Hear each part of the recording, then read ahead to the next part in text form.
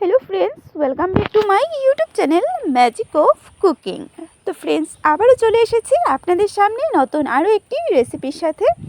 আর আজকের রেসিপি হচ্ছে ঢেঁড়সের একটু রেসিপি।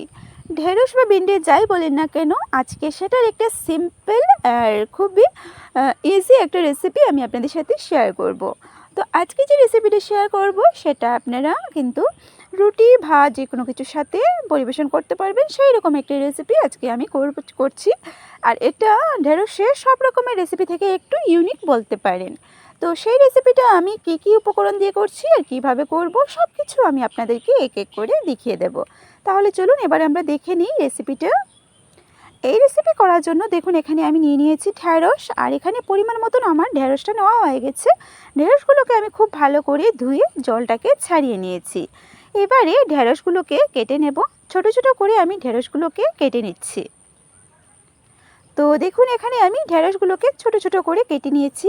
এই রান্নাটার জন্য ঢেঁড়সটা এইরকম কাটলেই দেখতে ভালো লাগে। তো ঢেঁড়সটা যেহেতু আমার কাটা হয়ে গেছে, আর এই রেসিপি করতে বাকি যা উপকরণ লাগছে আমরা সেটা এবারে দেখে নেব। তো এখানে দেখুন আমি নিয়েছি কাঁচা পাকা লঙ্কা, রসুন আর পেঁয়াজ, সব কিছু আমি ভালো করে ধুয়ে কেটে নিয়েছি। পেঁয়াজটাকে একদম কুচি করে কেটে নিয়েছি, রসুনটাকে ছোট ছোট টুকরো করে কেটে নিয়েছি। আর উপকরণের মধ্যে লাগছে এখানে আমাদের যে মেইন উপকরণটা হচ্ছে ইউনিক উপকরণটা, সেটা হচ্ছে বেসন। এখানে আমি পরিমাণ মতো মানে ঢেঁড়সের পরিমাণ বুঝে বেসনটা নিয়ে নিয়েছি। তো বেসন দিয়ে আজকে ঢেঁড়সটা রান্না করব, তবে সেটা পকোড়া করছি না, অন্য একটা রেসিপি করব। সেটা জানতে হলে ভিডিওটি শেষ পর্যন্ত দেখতে হবে। আরও একটা উপকরণ আছে, সেটাও আমি আপনাদেরকে দেখিয়ে দেব একটু পরে। তো সবার প্রথমে আমরা এবারে রান্নাটা শুরু করছি। তো চলুন এবারে আমরা দেখে নিই। একটা কড়াই বসিয়ে কড়াইটাকে ভালো করে প্রথমে গরম করে নিলাম। এবারে এখানে আমরা যে বেসনটা নিয়েছি সেই বেসনটাকে আমরা ভেজে নেব। তো শুকনো খোলা এবার বেসনটাকে আমরা ভাজবো। তো এই রেসিপির মধ্যে আমরা বেসনটাকে ভেজে তারপরে রান্না করব। সাথে থাকুন আর ভিডিওটি শেষ পর্যন্ত দেখতে থাকুন, আশা করি ভালো লাগবে। গ্যাসের আঁচটাকে একদম লোতে করে এবার নাড়াচাড়া করে বেসনটাকে ভেজে নেব। আর বেসনটা কিন্তু খুব তাড়াতাড়ি ভাজা হয়ে যায়। তো যখন বেসনের কালার চেঞ্জ হতে শুরু করবে বা এরকম গোটা গোটা হয়ে যাবে, তখনই বুঝে নিতে হবে যে বেসনটা আমাদের ভাজা হয়ে গেছে। তো দেখুন আমি ঠিক এইরকম করে কিন্তু ভেজে নিচ্ছি। তো বেসনটা কিন্তু আমার ফাইনালি ভাজা হয়ে গেছে। আর বেশি ভাজতে হবে না, কারণ বেসনের কালারটাও চেঞ্জ হয়ে গেছে আর একদম ঝরঝরে হয়ে গেছে। এবার একটা প্লেটের মধ্যে নিয়ে নেব, একটা বাটির মধ্যে আমি এবারে তুলে নিচ্ছি। তো দেখুন বেসনটাকে আমি ভেজে নিয়েছি। এবারে বেসনটাকে রেখে দেবো একটা সাইডে। আর এবার আবারও আমি কড়াইতে এখানে দেখুন আমি নিয়েছি সাদা তিল। তো এটাই হচ্ছে এই রান্নাটার আরও একটা উপকরণ। তো সাদা তিলটাকেও এবার আমি শুকনো খোলায় ভেজে নেব, মানে ড্রাই রোস্ট করে নেব। আর গ্যাসের আঁচটাকে এই লতে রেখে আমি এটাকেও ভেজে নেব। আর সাদা তিল কিন্তু খুব বেশি ভাজতে হয় না, হালকা ভেজে নেব এটার। আর সাদা তিলেরও যখন কালারটা চেঞ্জ হতে শুরু করবে তখনই আমরা এটাকে নামিয়ে নেব। ব্যাস ভাজাটা হয়ে গেছে, এবারে আমি নামিয়ে নিচ্ছি। তো দেখুন সাদা তিলটাও ভাজা হয়ে গেছে, আমি একটা প্লেটের মধ্যে তুলে নিয়েছি। এবারে আমরা রান্নাটা শুরু করব। তো বেসন আর সাদা তিলটা আমি ভেজে আলাদা করে রেখে দিয়েছি। এবারে কড়াইতে দিয়ে দিচ্ছি সর্ষের তেল। আর এই রান্নাটা আমি সর্ষের তেলে করছি, আপনারা চাইলে কিন্তু সাদা তেলেও করতে পারবেন। তেলটা এবারে ভালো করে গরম করে নেব। তেল কিন্তু খুব ভালো করে গরম হয়ে গেছে। এবারে এখানে কিন্তু ঢেঁড়সটাকে ভেজে নেব। তেলের মধ্যে শুধু ঢেঁড়সটাকে হালকা নাড়াচাড়া করে ভেজে নিতে হবে। এখানে আমি নুন হলুদের গুঁড়ো কিছুই দেব না, জাস্ট এটাকে তেলের মধ্যেই ভাজবো। তো গ্যাসের আঁচটাকে লো টু মিডিয়াম আঁচে করে অনবরত নাড়াচাড়া করে আমি এবারে ভেজে নিচ্ছি। যারা প্রথমবারের মতো আমার আজকের এই ভিডিওটি দেখছো তারা প্লিজ ভিডিওটি শেষ পর্যন্ত দেখবেন। ভালো লাগলে লাইক শেয়ার সাবস্ক্রাইব করে পাশে থাকবেন। আর কমেন্টের মাধ্যমে অবশ্যই জানাবেন কেমন হয়েছে আমার আজকের এই রেসিপিটা। তো দেখুন ঢেঁড়সটা কিন্তু ভাজা হয়ে গেছে। আর এটা তো একদম আমাদেরকে কিন্তু এখানে ফাইনাল ভাজা করতে হবে না, এটা এইভাবে এইরকম করে ভেজে নিতে হবে। এবারে আমরা এটাকে একটা প্লেটের মধ্যে তুলে নেব, কারণ আবারও আমরা ঢেঁড়সটাকে রান্না করব, সেই কারণে এটাকে এবারে এইভাবে হাফ করে ভেজে নিতে হবে। তো সমস্ত ঢেঁড়স আমি একটা প্লেটের মধ্যে তুলে নিচ্ছি।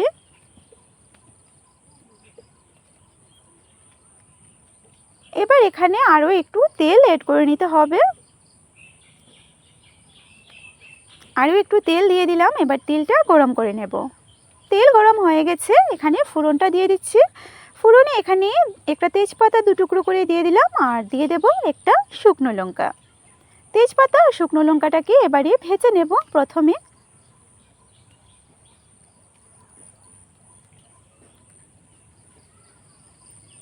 এবারে এখানে দিয়ে দেব সামান্য কালো জিরে।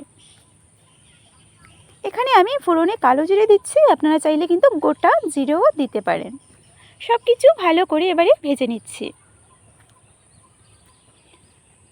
তো ফোড়ন থেকে কিন্তু আলাদা একটা স্মেল বের হতে শুরু হয়ে গেছে। এবারে এখানে আমরা যে কেটে রেখেছিলাম পেঁয়াজ আর রসুন, সেটাকে দিয়ে দেব। পেঁয়াজ আর রসুনটাকে এবারে ভেজে নিতে হবে ভালো করে।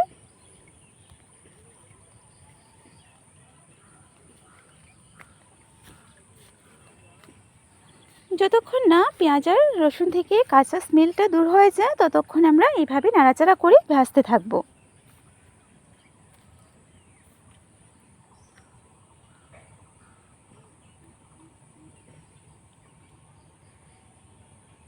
তো দেখুন পেঁয়াজ আর রসুনটা কিন্তু আমরা নাড়াচাড়া করে ভেজে নিচ্ছি, আর ফাইনালি কিন্তু এটা ভাজা হয়ে গেছে পেঁয়াজ আর রসুনটা।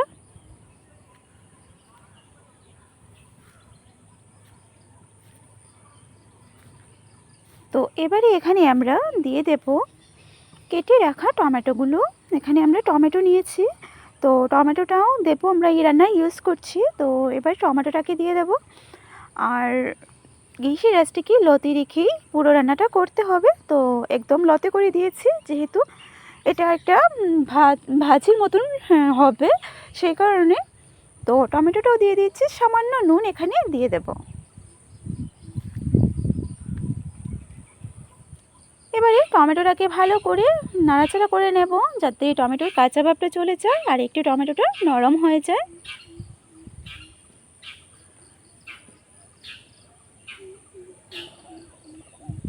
তো 1 মিনিটের মতো নাড়াচাড়া করে আমি টমেটোটাকে ভেজে নিয়েছি।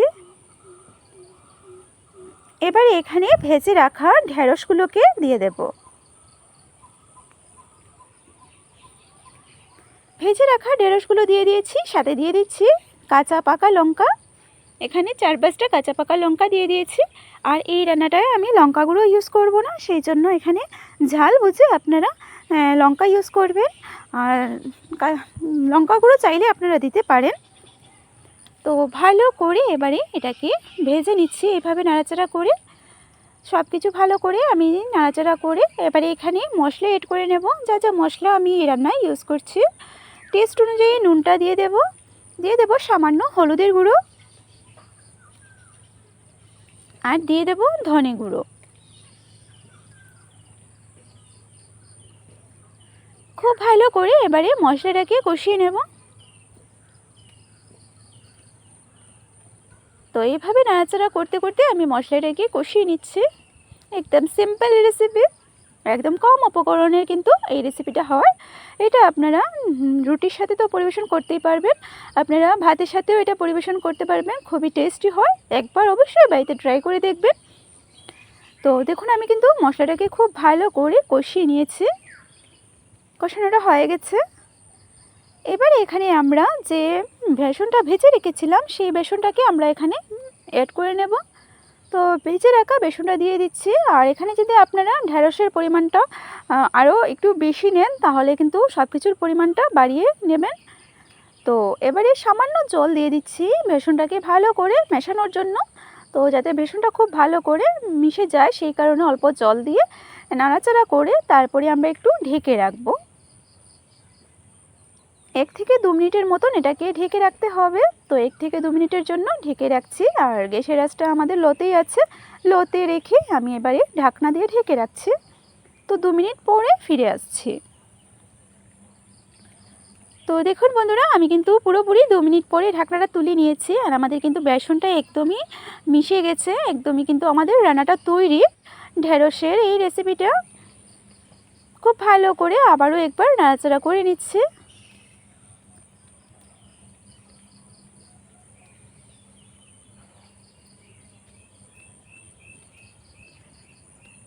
এবারে এখানে আমরা দিয়ে দেব সাদা তিল যেটাকে আমরা ড্রাই রোস্ট করে রেখেছিলাম, সেটাকে দিয়ে দেব ওপর দিয়ে।